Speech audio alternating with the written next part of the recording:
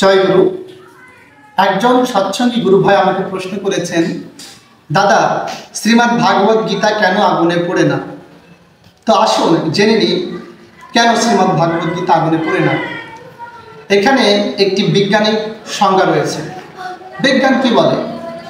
কোনো কিছু আগুনে পড়তে হলে 3টি উপাদানের প্রয়োজন হয়। সেটা কি? প্রথমত জ্বালানি, পর্যাপ্ত পরিমাণ অক্সিজেন এবং পর্যাপ্ত পরিমাণ তাপ। এই 3টা কোনো একটি অনুপস্থিত থাকলে সঠিক মাত্রায় আগুন জ্বলবে না। ঠিক কয়েকদিন আগে ভারতের একটি ঘটনা ঘটেছিল, সেটা হচ্ছে আহমেদাবাদে একটি প্লেন দুর্ঘটনা ঘটেছিল এবং সেখানে একটি ছাত্রাবাসের উপরে প্লেনটি আছড়ে পড়েছিল এবং সেখানে অগ্নিকাণ্ড ঘটেছিল।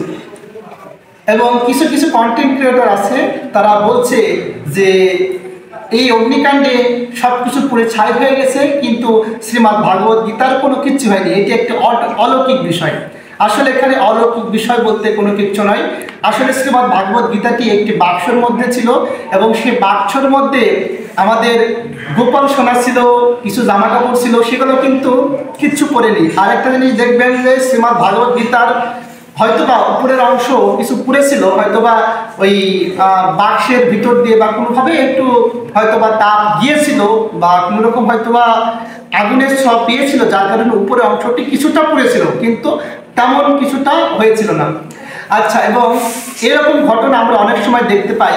কোনো বাসা বাড়ি বা কোনো কিছু যদি পুড়ে যায়, আমরা দাবি করি যে শ্রীমদ্ ভাগবত গীতা আগুনে পড়ে নাই, এটি একটি অলৌকিক ঘটনা। আসলে অলৌকিক ঘটনা কোনো কিছুই নয়।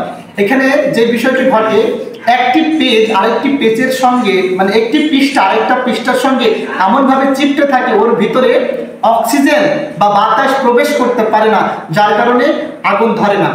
এবং আরেকটি বিষয় বলতে চাই, সেটা হচ্ছে যদি বা শ্রীমদ্ ভাগবত গীতা আগুনে পড়ে, সেখান থেকে কিন্তু আমাদের ভক্তি কিন্তু সামান্য পরিমাণও কমবে না। তো এই ছিল আজকের বিষয়বস্তু। সকলকে জানাচ্ছি জয় গুরু। ভালো।